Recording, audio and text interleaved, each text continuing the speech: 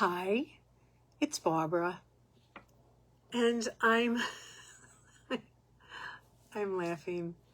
Let me pull my chair in. I'm just getting a little confused. I just did a oh my God. I had to do a costume change. I just did. Excuse me. I have to get dressed here. I just did a couple of reels for the first time. So I figured I better change outfits so people can distinguish my reels from my hour-long podcasts. How's this? I forgot to put on earrings. I didn't want to wear the same earrings. I'm like a one-woman show here. I'm going to be the next Randy Rainbow. Female version. So I'll do without earrings. I'll pull my hair over here. These are the earrings I wore on my reels. And this is the necklace. And I'm just gonna wear the same outfit for 31 days for my affirmations. And I don't know if my lipstick is good.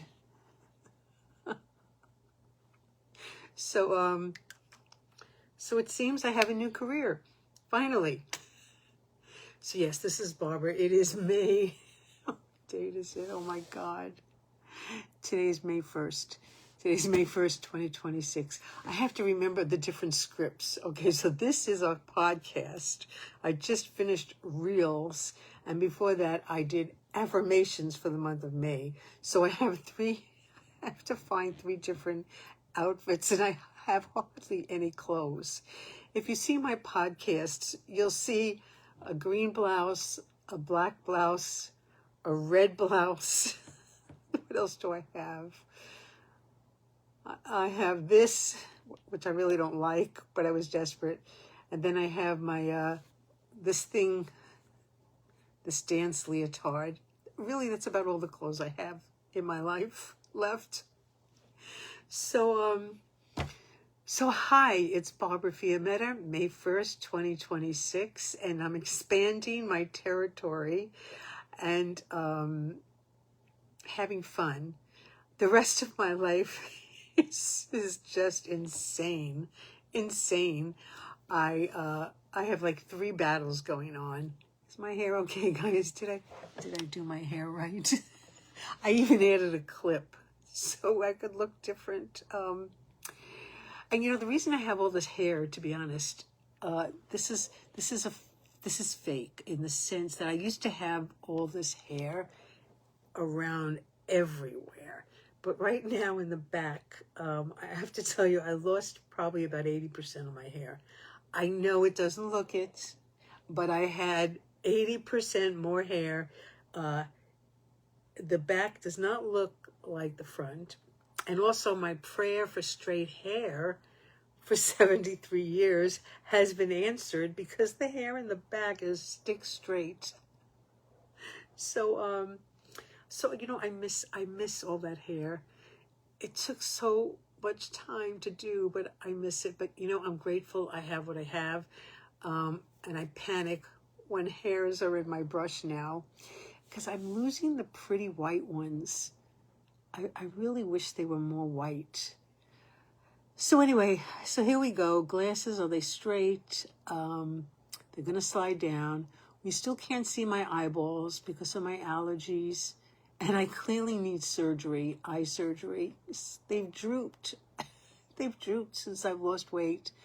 I did call a Beverly Hills. I'm just going to ramble today, guys.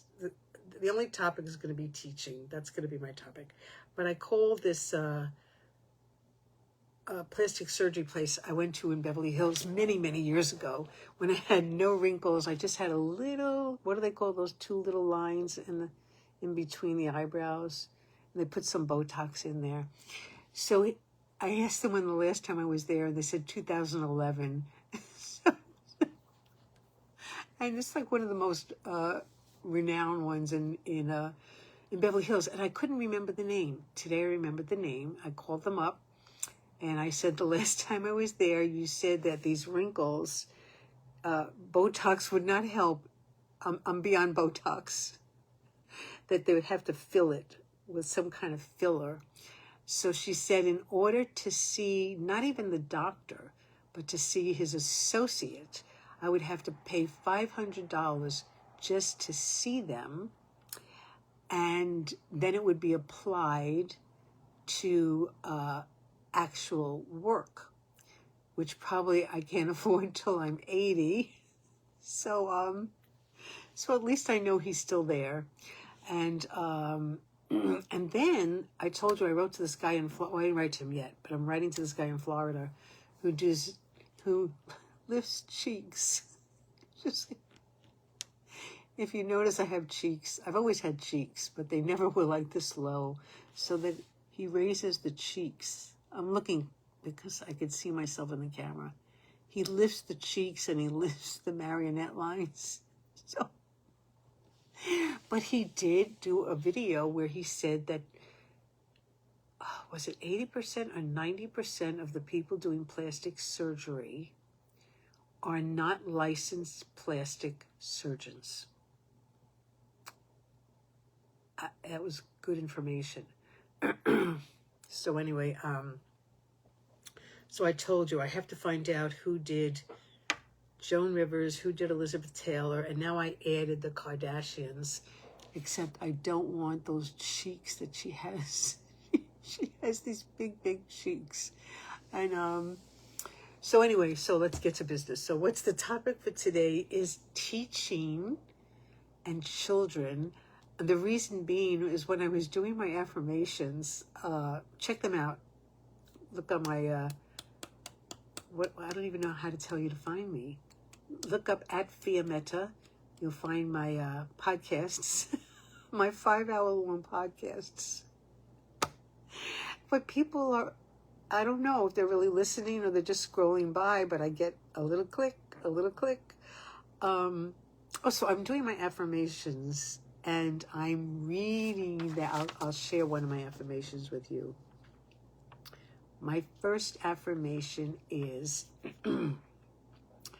God is real in my life.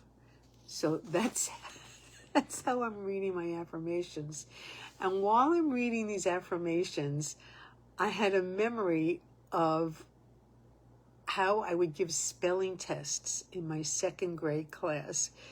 And I'm doing exactly the same thing with my affirmations. I'm reading them very slowly, very articulately, and it's like, Barbara, you're talking to adults.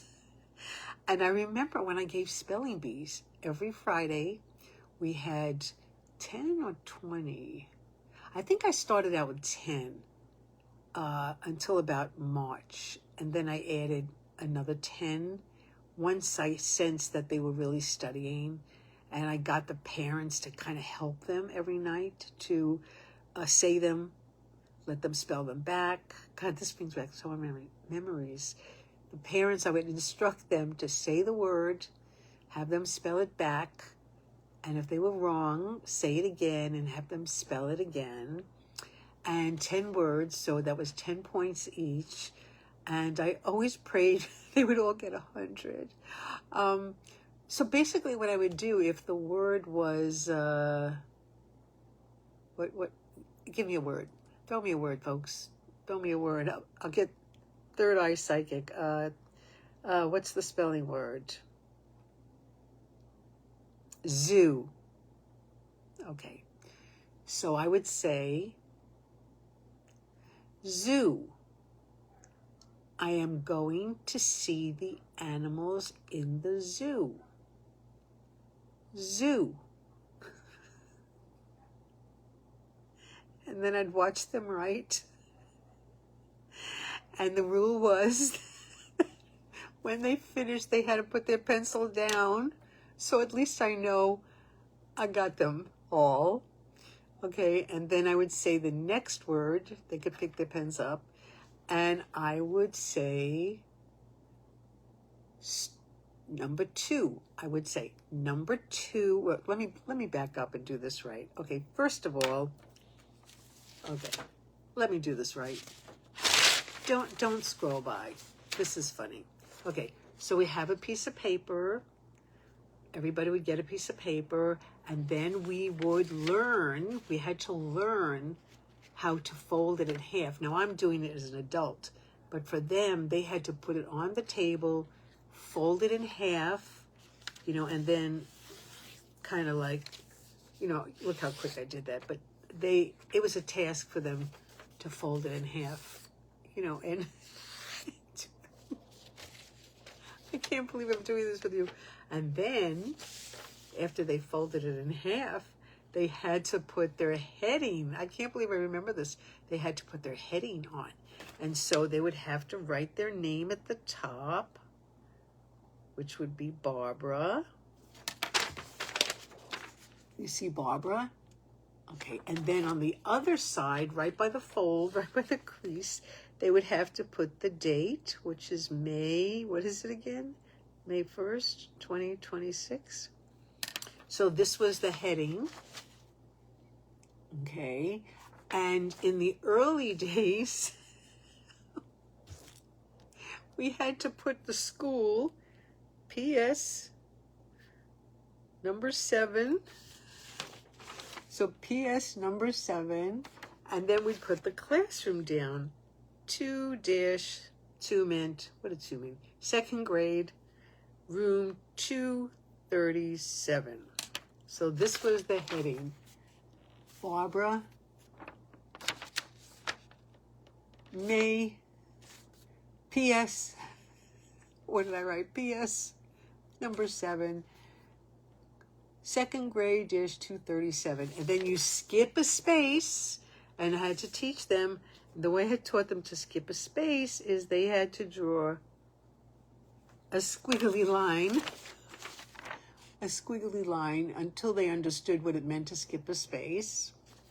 Now, I did this over and over and over until they got it. And then they'd write down, oh no, I'm wrong. No. We wrote spelling test. Oh my God, I can't believe I did this to these kids. Oh my God. Okay, skip a space, write spelling test. Okay, got that? Then skip another space, another squiggly line, Okay, and then number 1, period. Number 1, period. Okay, did I make them skip? Yeah, okay. And then number 2, skip a space. Number 3, skip a space. Number 4, skip a space. Number 5, skip a space. Number 6, number 7, number 8, number 9, and number 10. This is just the preparation for the spelling test. Can you see my spelling test? Now, on loose leaf paper, you remember there was a red line coming down, so we use the red line. Okay, so then I would say zoo. All the animals are in the zoo. Zoo. And everyone would write whatever they wrote. And then when they finished, they put their pen down, and I would wait till everyone's finished, and they would write zoo. And then, what was the next word? Store? Okay, store. I am going to the store to buy food. Store. And then they would write store. Pen down. And then they have zoo and store. And I would carry on like this till there were 10 words. Now, I don't dare tell you, how did we do this? I was very much into organization and order because I had 35 kids, 35 students. It ranged from 32 to 35 in the days that I was teaching. Just as I quit teaching, they brought the classroom size down to 20. after I suffered with 35. And so basically, did I have someone collect them? Or they passed them down? Some routine. I don't really remember what I did. I didn't collect them. Oh, I know what happened. The first person in each row, there were 6 rows in the New York City public schools. The first person got up in each row and went and collected the papers, and they had to be in order. So the first person's was first, the second chair was second, the third just went on like this. There were about 5 or 6 seats. And then they would bring them up to me, or did I have them slide across? When they were really advanced by the end of the year, I had it down to where they could literally pass from row 6, give them to row 5, then row 5 would give them to row 4, then row 4 would give them to row 3, 3 would give them to row 2, and then row 2 would give them to row 1, and the little one in row 1 would come up to me with 35 papers. I would not have survived if I didn't have these really strict routines. But I let them have freedom all the other times. So why am I telling you this? Because I was doing affirmations today for adults, and I was speaking them the same way I speak to 2nd graders. Even my podcast, like now, I speak to you as if I'm teaching 2nd grade. So forgive me. Forgive me. So what I wanted to talk to you about today, because of those, my memories came back. And you know,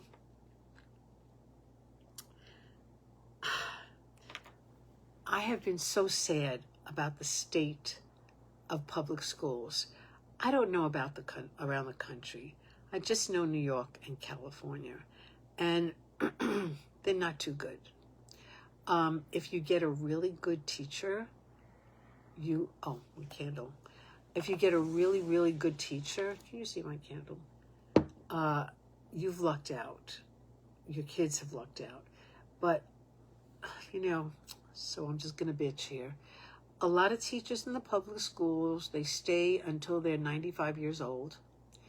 And you can't fire them because it's against the contract, I guess. I don't know what the limit is, but some of them just stay in to get the most amount of that pension. And by, you know, I know someone who's still there at 80. I exaggerated with 95. You know, I think you need to leave the latest 70. The kids need someone alive. They need to see their teacher vital. They need teachers who can kind of run around and play with them and walk up and down in the room and walk around the room with them. The kids that, excuse me, I'm belching here.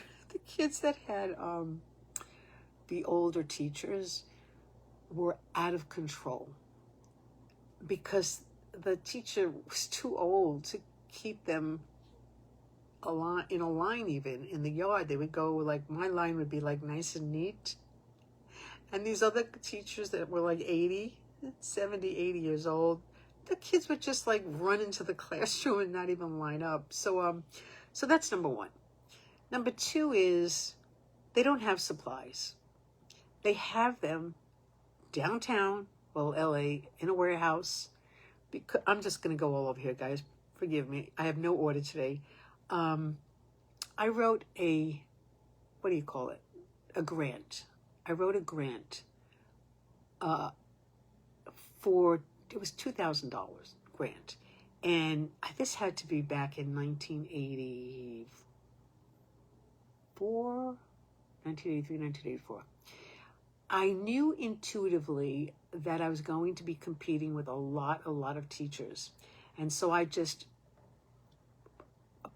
propelled myself above all of them and wrote a production grant that I wanted to buy a camera. I wanted to buy an overhead projector to teach them. Everything. I was going to teach them how to produce in the classroom. And I knew I was going to get it because of that, and I did. Why am I telling you about the grant? Why am I telling you about the grant? I don't know why I'm telling you about the grant. I'll come back to it. Where was I going with this? Okay, spelling test, organization, the grant. I don't know where the grant came from. Oh, okay, I know what it was. It has to do with most of the teachers did not do anything original in the class. You know, they just, like I told you a few days ago, they just do the curriculum the way it is. And they teach from the curriculum. And I shared with you on a podcast recently that I would close the door, shut the door. I don't even know what's right. Is it close the door or shut the door? New York, I think we say close the door. And no, I would leave my door open, because I knew the principal would come to my room with guests. And I also wanted to keep the door open. Just, there was no reason to close it.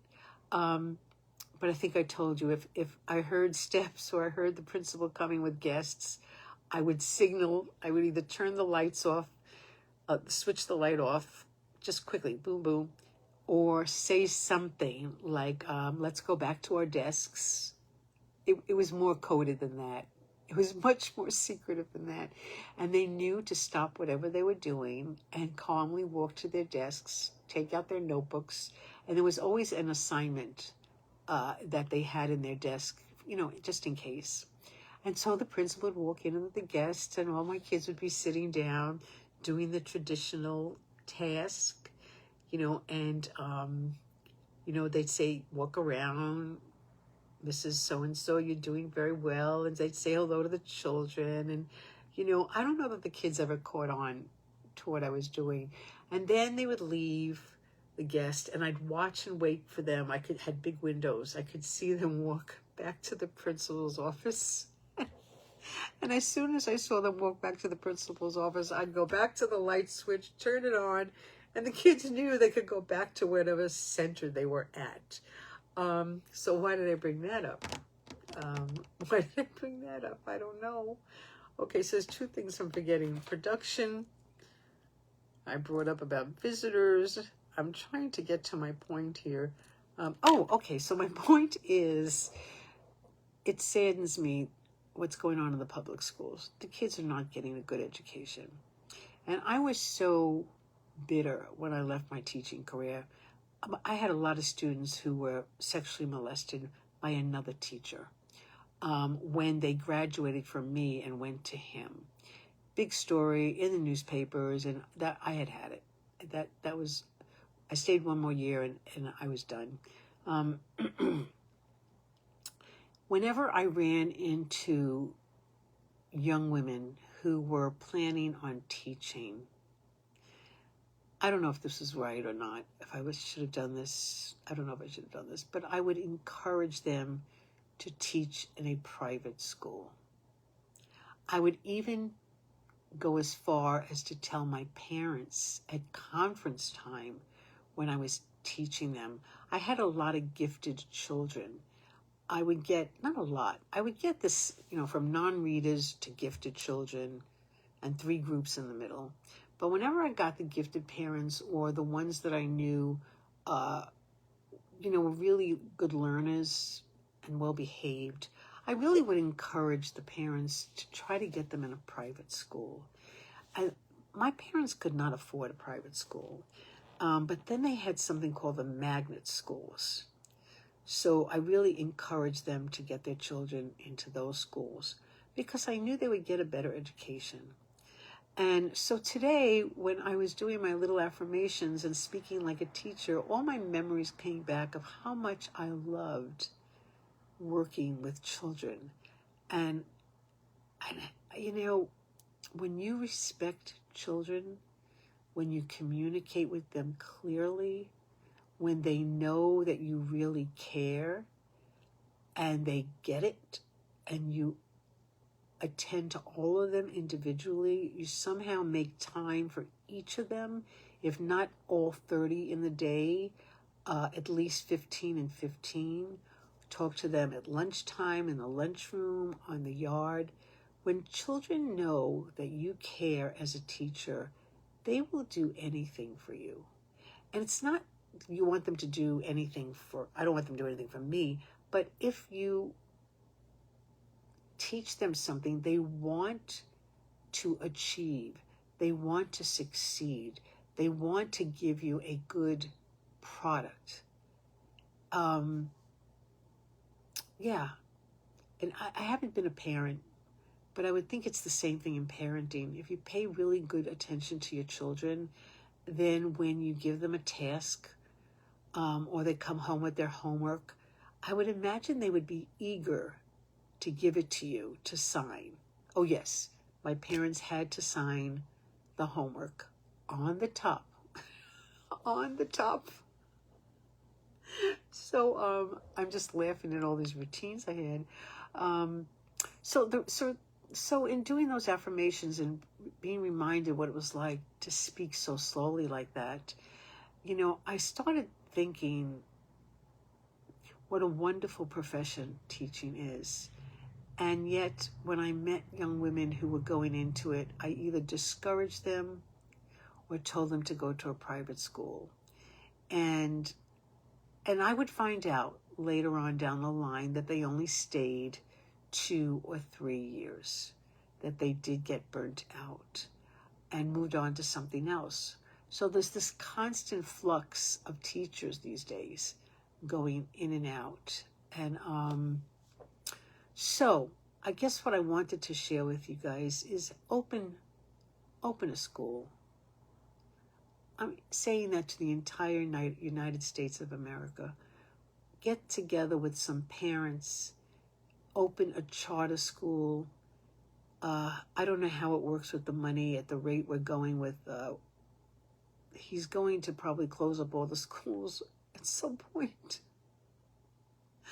But yeah, open up schools, get some really active parents, find some teachers that are retired like myself for consultants. Yeah, the public schools, unless of course they're in wealthy areas. So that's my little spiel on public school teaching. When I taught in a private school, I did teach, it was actually my student teaching. I taught at the United Nations School downtown in New York. I think it was 24th Street. I was so thrilled to get accepted. Well, it wasn't about that. I don't think anyone else thought to even go there for their internship, but I don't know how I knew, but I did. And I mean, I remember the principal, Mrs. Ribeiro. She was from India, and she wore her whole, how do you say it? Sarong. And the whole floor was little cubicles of classrooms, no doors. It was the true, authentic, open classroom. And in the middle of all the classrooms was the library. And somehow we didn't hear the noise from the other classes. And I will never forget, my teacher that I interned with was Miss Daub, D-A-U-B. I think she was German. And, it's funny, she was into music. And she taught the children how to play, what is that thing? What is that instrument? Glockenspiel? Where there's 10 pieces of silver things, all different sizes, and you had to go like this. She taught that to them. And there were only about 10 or 12 children. So, and I loved the way she spoke to them. I loved her tone. I loved her speed. And she was so wonderful to me. She let me teach. She really let me teach. Trusted me with them, taking them down to the lunchroom. And of course the food was much, much better than in public schools. And the children were they were children of diplomatic parents that worked at the United Nations. So of course, you know, it was a pretty wealthy school. And that, I lucked out. That was my, one of my internships. My other internship was in Chinatown, downtown, and predominantly Asian Chinese children who were very, very well behaved, did their homework. The parents were just on them. Also, routine, had to do their homework, had to be polite, had to be respectful. So I really lucked out on my internships. So I was leading to what I was inspired to tell you, not just about public schools, and I hate to say this online, but I'm saying it. Find the best schools for your children. Who knows what's going to happen with funding? And open schools. Start getting involved in opening up schools. Even if it's only for kindergarten, first grade, second grade, and third grade. If you could just do those 3 grades, those 4 grades, you'll at least give them the foundation of the math and the alphabet and the reading and the spelling and reading literature. You can give them a really good foundation. And if you have to stop at 3rd grade, at least you got that far. And if they're really advanced, if you have to put them back in public school, you know, tell the principal, test them, and maybe they could skip and go straight to 5th grade. So that's my spiel on teaching, but it made me think about something that I think about a lot. I haven't had children, so I love to watch the internet, whatever I'm on. I never know if I'm on TikTok or Instagram, of children. The parents take videos of their children, you know, from the day they're born all the way on up. And, you know, my theme is about God. And God is real, and God is the only relationship we must have before everything else. I watch these children learn how to grow up. And I had to write it down. I am going to read this to you. I find it fascinating. I mean, okay, so the baby, I'm going to skip some, but so the baby, the first thing the baby might do in the crib is try to roll over. I mean, when it gets old enough to like roll over a little bit, it starts like going back and forth, and then the mom will kind of help it. This is when it's a little older. Then I wrote, I can't, the light in here is so bad. What did I write next?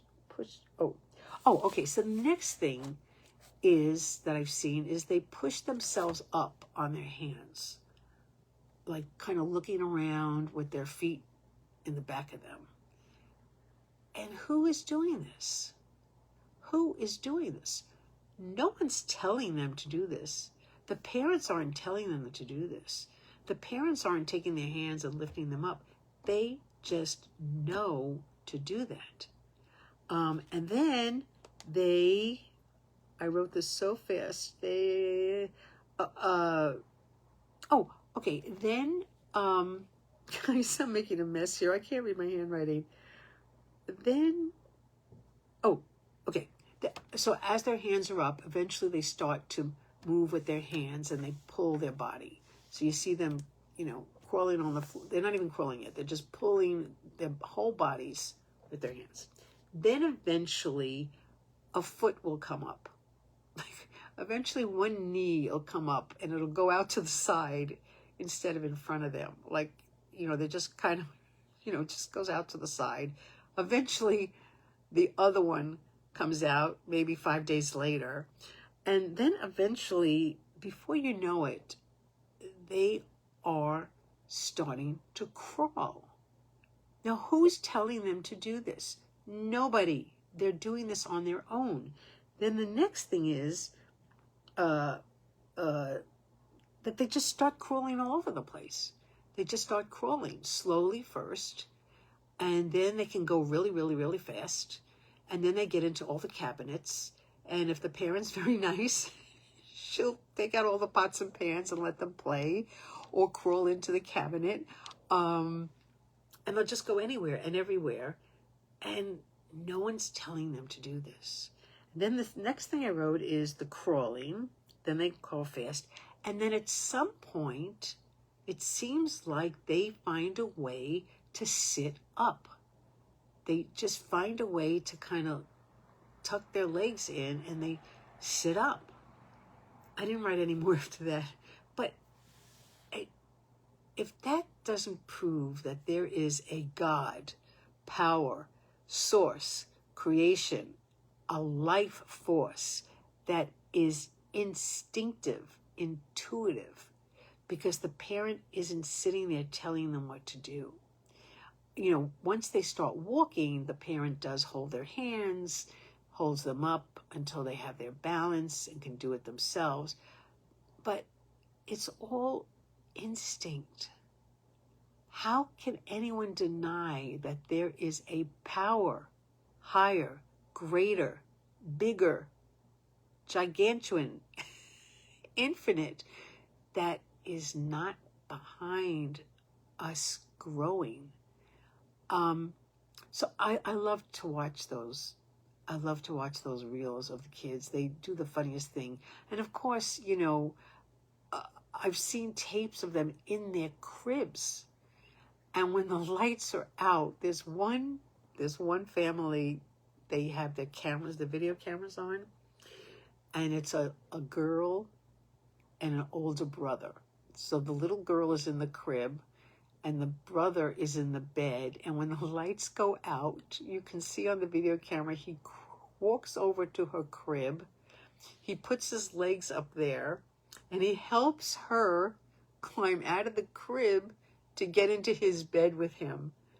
That's one of the things. There's another one I've seen where when the kids get big enough to climb out of the crib, without the mother knowing, I don't know how they don't kill themselves. I don't know how they don't fall. You watch the kid in slow motion lifting their legs and lifting their arms, and you're just sure they're going to fall. But somehow they manage to crawl out of the crib onto the dresser that is like right near the crib. And then they're just right on top of the dresser. And I sit there and watch and go, oh my God, they're going to fall. They don't. They don't. They're fearless. Fearless. And I just think about that. It's like I'm looking at my life now. You know, I'm starting all over. I'm starting my life all over again. And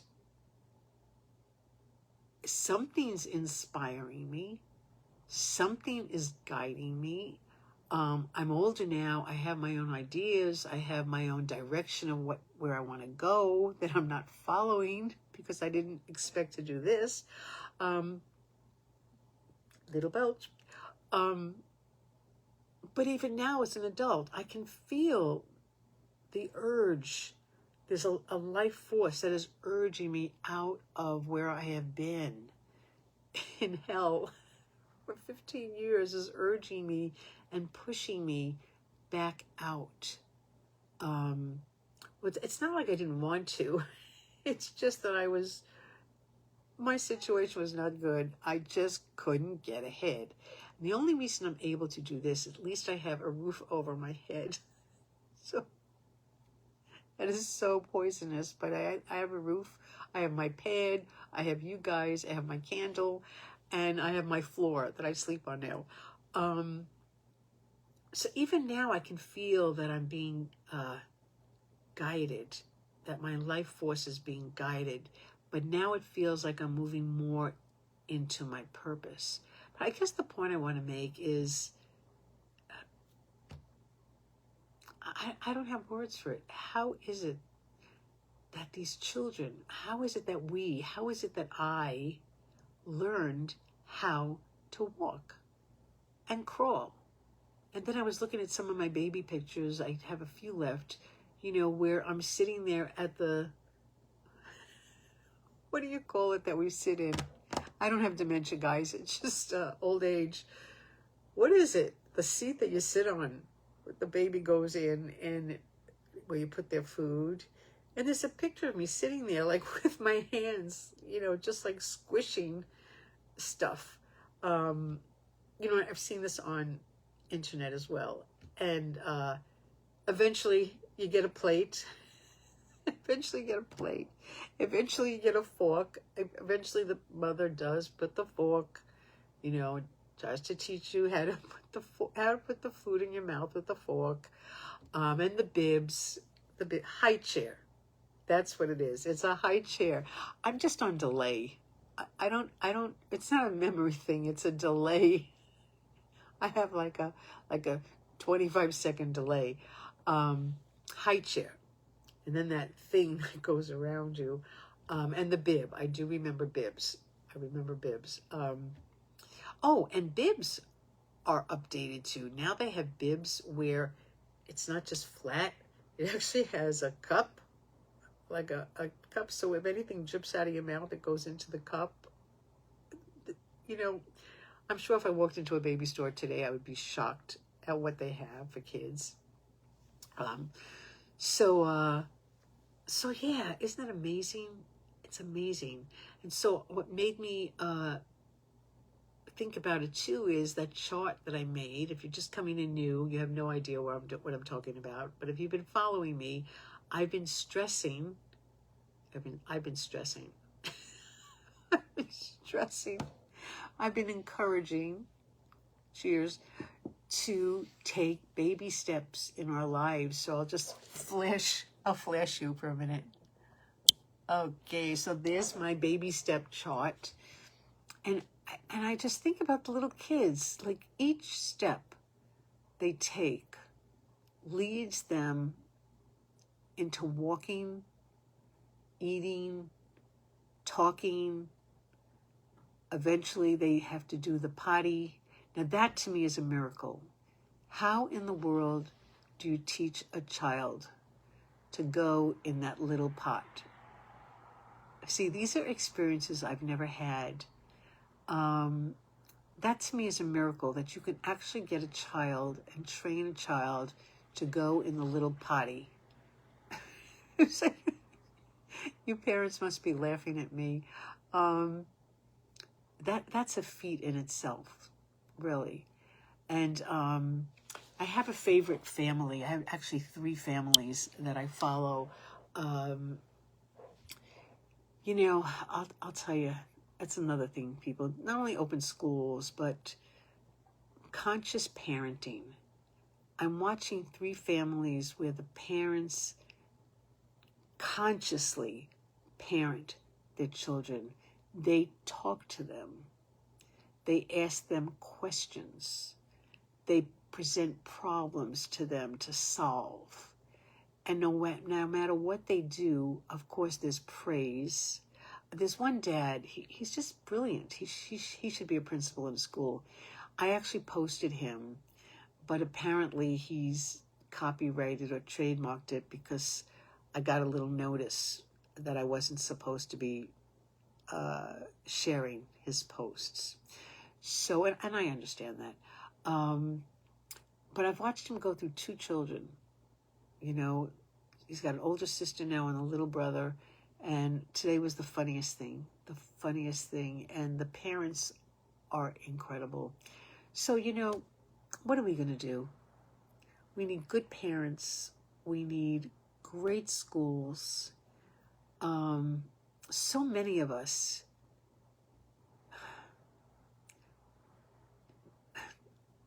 we did it ourselves. So many of us grew ourselves up. Even that is some higher power. I was pretty quiet as a kid. I was quiet when I was home. I had my little toys, I had my little dolls, and I had my little Barbie doll. And I would just make up stories in my head. I would just make up scenarios. The little paper dolls we would cut out, and I'd create an entire play with them. Who tells us to do this? So that was my topic for the day. So what did we cover today? We covered I can't read my handwriting. I just can't read my handwriting. And I need close-up glasses. What do you call those glasses? Reading glasses. And, also another thing that has nothing to do with anything.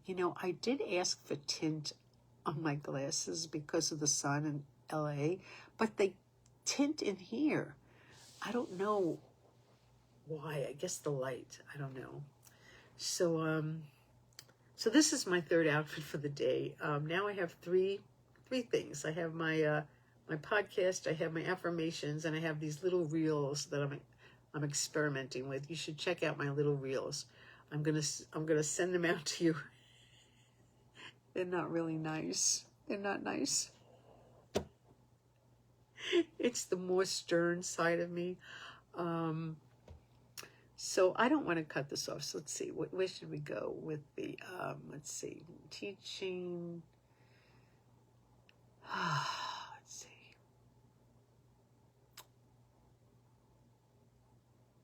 What shall I share with you? What's the title of this? I'm supposed to put titles on my podcasts, but I talk about so many things. I don't know I never know what the title should be. Apparently, if I have a good title, maybe people will watch it. But, someone's following me, guys, because my numbers are going up, and I don't know how this is happening. I have no clue how this works. I'm baby stepping it. I am baby stepping it. So let's say, so I'm expecting to be evicted. I've been telling you that for a month. They still haven't evicted me because I stopped paying my rent because they gave me this filthy room. Oh, if you go look on my podcasts, you will see a video of this carpet that I got. Filthy, dirty. I took a video, and if you hear me panting, it's because I'm walking without my walker, and I can fall at any second. And so you hear me because I'm trying to hold the camera and trying to hold on to the walker at the same time. And I also put up a picture or a video. I vacuumed this room when I first got here. I knew it was really one vacuum. You'll see how much dirt. This room has not been vacuumed for years. And that's what I'm battling. And Medi-Cal is helping me pay for them, or else I'd be in my own place if I could. So they're getting plenty of money. But what was the point about the room? I need a lawyer. I need a lawyer to prove what these people are doing. The Medi-Cal people who are watching over this particular waiver that I have, they're actually colluding and siding with these people here. This is what they do.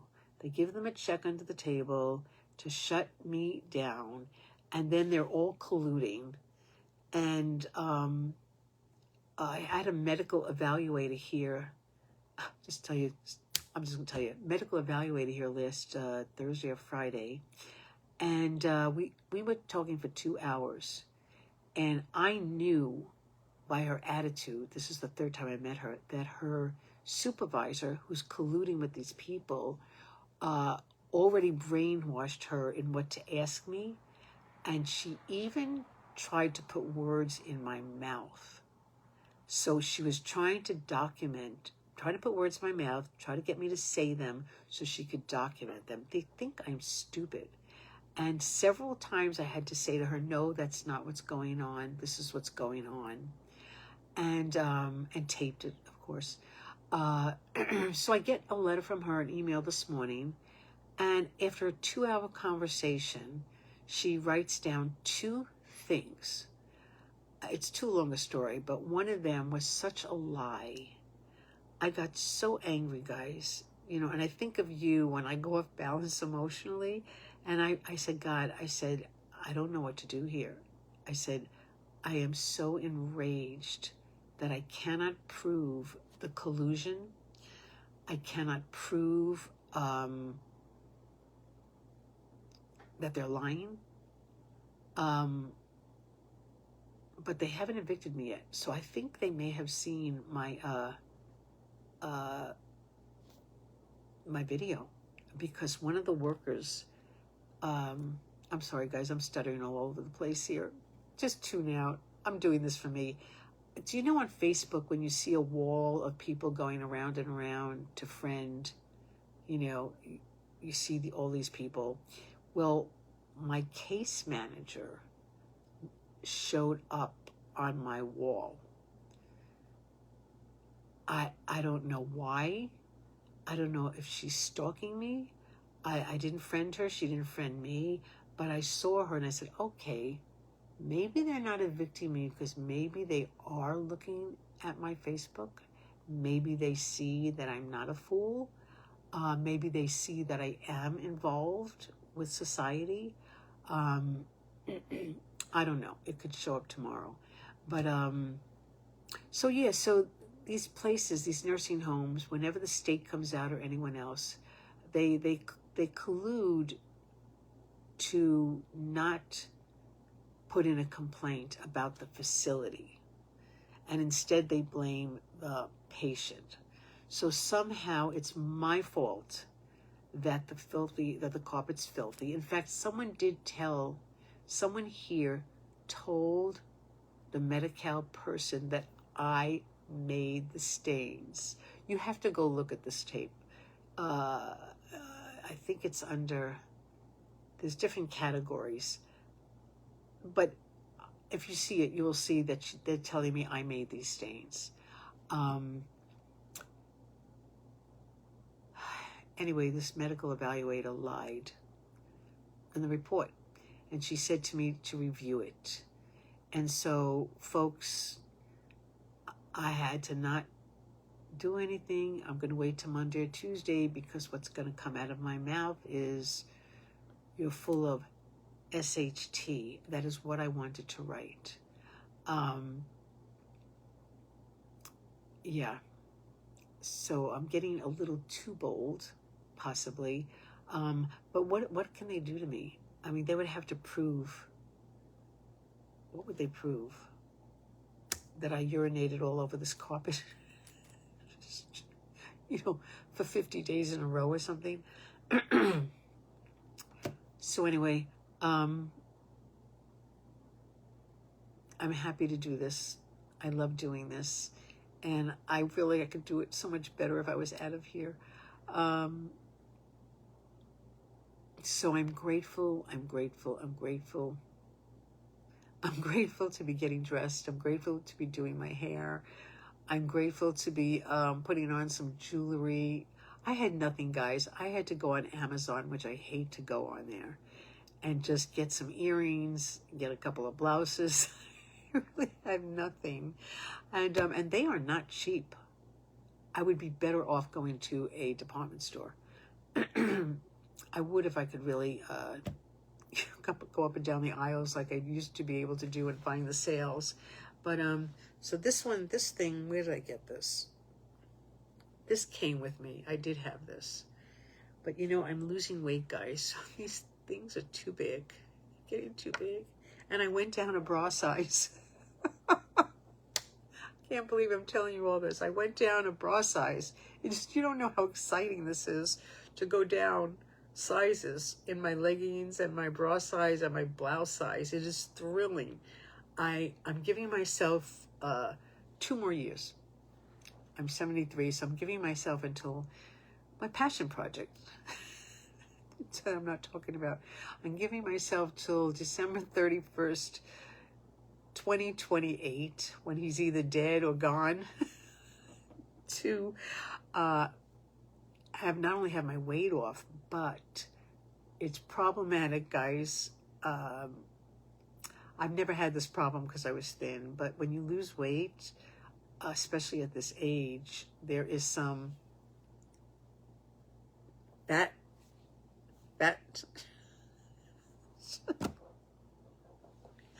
And I don't know what I'm going to do with this fat.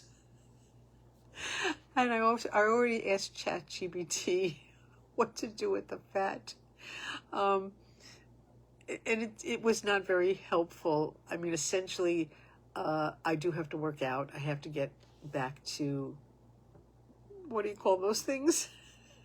The dumbbells and the machines at LA Fitness. I have been a member of LA Fitness.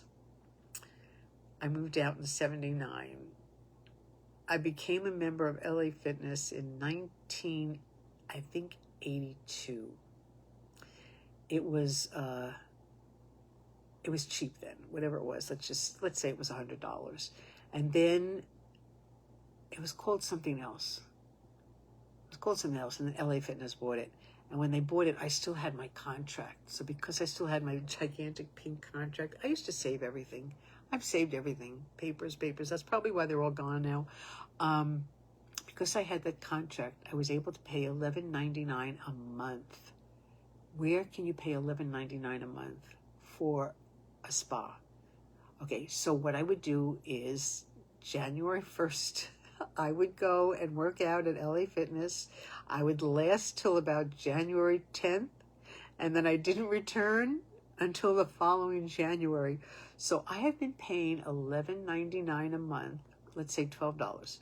I've been paying $120 a year, 1982, 92, 2002, 2012, 2022. So that's 1, 2, 3, 4, 40 years. For 40 years, I've been paying $120. 2 times 4 is 8. So it looks like it's 8 is a 0. 4 times 0. 2 times 4 is 8. That's not too bad, actually. $1,800 for 40 months? That can't be. 120 times 40 months. That's 0, 0. 2 times 4 is 8. Wow, less than I thought. Anyway, so I paid $1,800, and I rarely ever go, maybe 5 to 10 times a year. But I don't want to give it up because it's so cheap. So now I have to go work out on the machines and see if I can get any muscle back. And I don't dare tell you about my stomach. But at least I'm losing weight. I've lost 50 pounds. Oh God, guys. You know, I told you already, no one in my family's fat. These are not my genes. This is called, I don't want to go backwards. I don't want to even tell you about the past. I'm going forward. So, okay, so I will be back to a size 10 by December 31st, 2028, when we have a brand new president. Yes. And of course, I'm going to have all this done. I'm going to need thousands and thousands and thousands and thousands of dollars just to put my body back together. So baby steps. I need to get a job first. And if you're my age, if you're anywhere near 73, you do know that this goal of mine is, I could be dead long before I reach 2028. You never know what God's plan is. I hate frump. I hate frumpy. I hate frumpy. I'm used to doing Bikram's hot yoga. Do you guys know Bikram yoga, where you sweat? You just sweat at 120 degrees doing yoga. And Jane Fonda's workout, and LA Fitness, and other yoga. Siddha Yoga is the other place. SIDDHA. But I have been stretching. The last couple of nights, and I noticed that in stretching my legs, I'm actually able to not use the walker a little bit. So I've been thinking that it's my back, but I think it might be my legs as well. I had a lopsided hip surgery. I had a malpractice, guys. there has been no end to the catastrophes in my life. My legs came out like this. And 225 people sued my surgeon in Beverly Hills. I wasn't eligible because of a technicality, but he got out of it. He's still practicing. He's my age, as a matter of fact. And he blamed the manufacturer, of which he was part owner. So it was a big, big case in LA. So yes, so my body needs a whole makeover. And if you can't see my eyeballs, I can't see them anymore. Combination of allergies in this room, everything's swollen, and a combination of losing weight. I think my eyes lost weight too. So anyway, so this was fun to tell you all my little stories, and I would probably have lost all of you by now. And I finally am confident about how to upload these. It's been a real battle. And and I have my first voice lesson this week at a guitar store. I had a free lesson to ask her if she thinks she can do anything, because I'm well hoarse.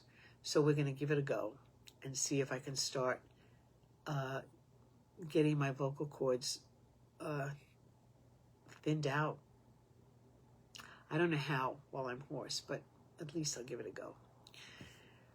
So I guess that's it for the night.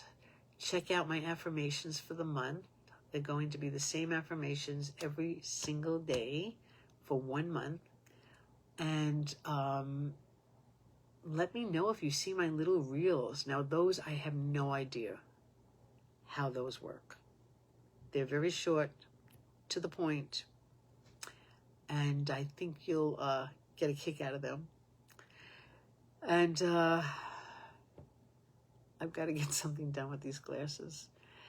So I've never looked at myself this often like I do on this podcasts. So I'm going to say goodnight, guys. So have a great night. Have a great, great weekend. And I will see you when I see you. But check out the reels. Check out my little 10-second reels. Believe it or not, I was able to do 10-second reels. Okay. Good night. Bye.